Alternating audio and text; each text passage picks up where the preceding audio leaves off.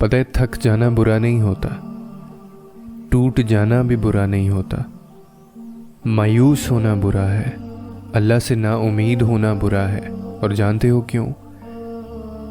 क्योंकि जिसने देना है उसी ने फरमाया है कि तुम मांगो जितना मांग सकते हो, मैं दूंगा।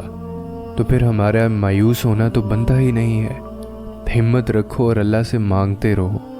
अपनी दुआओं में दूसरों को भी शामिल करो और फिर देखना अल्लाह बहुत जल्द सारी दुआएं कबूल करता है, बल्कि बेहतर तरीके से तुम्हें देता है।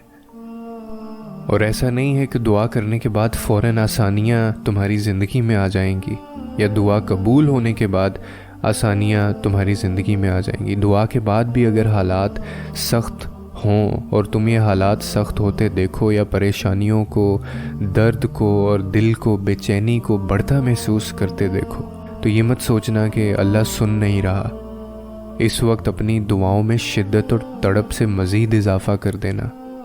और इतनी सी बात जहन में रखना कि हज़रत नूह के लिए अल्लाह ने मदद एक तूफ़ान के ज़रिए ही भेजी थी। तो कुछ शक नहीं कि तुम्हारी ज़िंदगी में आने वाली परेशानियां ही तुम्हारे लिए सबसे बड़ा वसीला बने, क्योंकि वो इंतज़ार के बाद ही नवाजता है। जैसे याकूब अलैहिस्सलाम को यूसुफ अलैहिस्सलाम अल्लाह जब चाहे हमारा नसीब बदल दे। पर जानते हो क्यों और देरी क्यों होती है?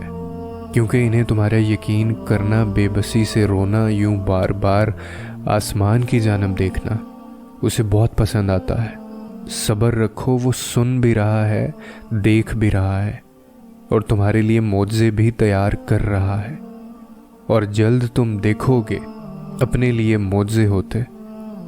ये सारी सच्चाइयाँ, ये सारी हकीकतें तुम्हारे सामने खोल दी जाएंगी और उन लोगों को तुम्हारे सामने किया जाएगा, उन लोगों को एक्सपोज किया जाएगा जो लोग तुम्हारे साथ नहीं थे।